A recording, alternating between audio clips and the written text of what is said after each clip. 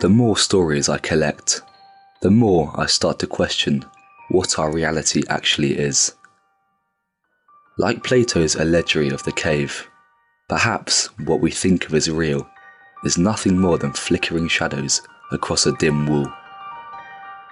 Our minds try their best to piece together these echoes of reality with our limited senses, but the great world of truth lies beyond our reach and comprehension. But there are some of us who can and do perceive reality very differently to the rest of us.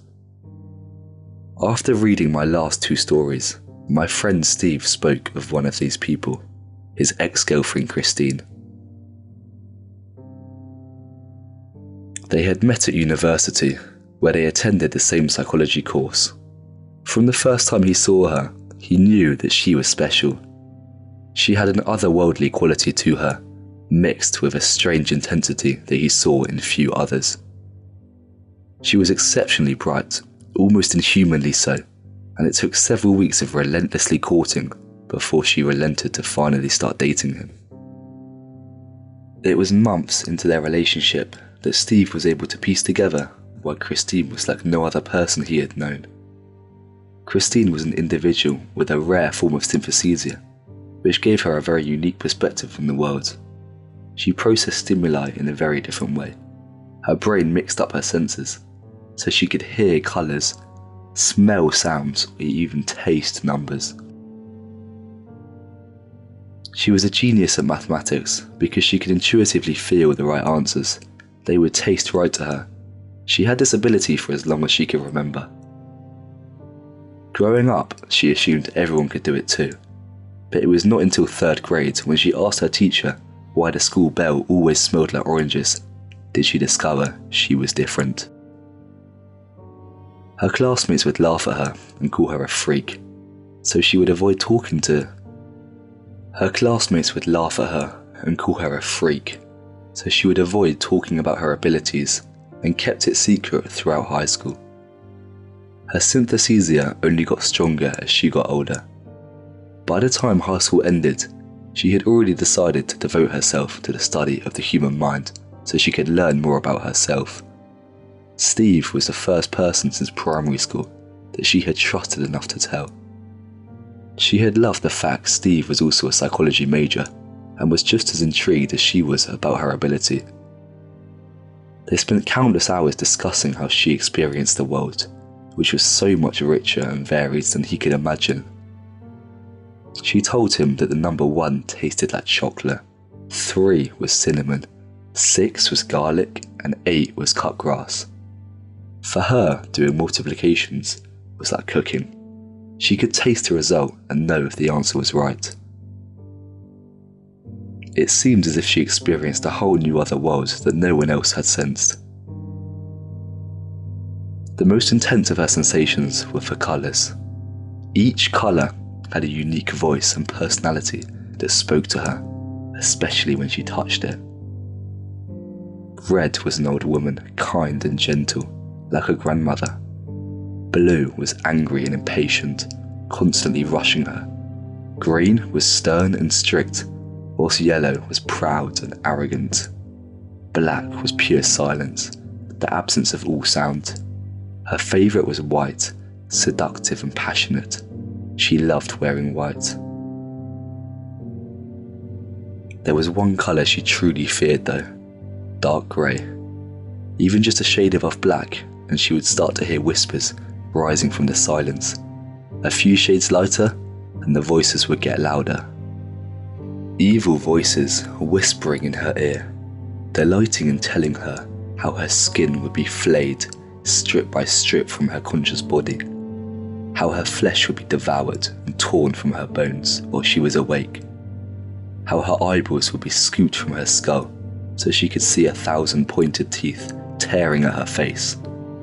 Needless to say, she hated nighttime and the dark. She had to always sleep with the lights on and with sleeping tablets so she wouldn't dream when her eyes were closed. When Steve and Christine moved in together, they found an old apartment in a nice neighbourhood with the white plaster walls all around. It was perfect for them, close to the university and their work, very spacious and surprisingly affordable. Christine had loved the feel of it the moment she saw it, and Steve would have no complaints with how much friskier she was in this white apartment. Steve was careful to avoid any grey in the house. Each room was a different colour to match its purpose. Their study desk was green and their kitchen was red. Their bedroom in particular was furnished in white, from the painted wardrobe to the white bed linen and the white carpet. Steve even took care with the lighting to avoid any shadows casting grey spots in the room. In their first week there, both had failed to attend any classes due to their extensive love-making sessions. It was after one of these particularly passionate sessions, while Steve lay asleep on the bed, that Christine noticed a faint crack in the opposite wall. Against the stark white plaster, the thin grey line seemed to whisper imperceptibly to her from across the room. While it annoyed her, she decided to deal with it tomorrow, as they had a lot of catching up with classes to do. She took her sleeping pills and drifted off to a dreamless slumber. For the next day, she had completely forgotten about the crack, until she was in bed again staring at it. It became like an itch she couldn't scratch. It became more noticeable because she knew it was there. It called and beckoned to her, whispering to her to get closer. The more she gazed at it, the wider and thicker the grey crack seemed to get. She nudged Steve, who reassured her she was imagining things. He assured her he would paint over the wall on the weekend if it bothered her that much. True to his words, Steve filled the hairline crack with plaster and painted over the wall twice. It didn't help. She could still hear the voice calling to her. Her strategy was to now avoid looking at the wall, to banish it by ignoring it. But in her mind, she could still see that crack, now the width of a thick pencil. She was sure that the last words she could hear, repeatedly, as she drifted to her medicated sleep, was a ghostly, "I'm here, and no more hiding." One night, she decided she could ignore it no longer, and had to face it. As she stared at the crack that went across the entire wall, she gasped as a bony finger started to poke out from its centre and started to explore. She watched in mute horror as a second skeletal finger reached out from the gap and started feeling around the edges. She screamed so loud that Steve fell off the bed as he woke and pulled off his sleeping mask. Christine pointed at the empty wall, crying with teary eyes about a skeleton crawling behind there. Steve could see nothing, but no amount of consoling would convince her to spend another night in that room. She ended up staying over at a friend's place overnight and refused to go back to the apartment.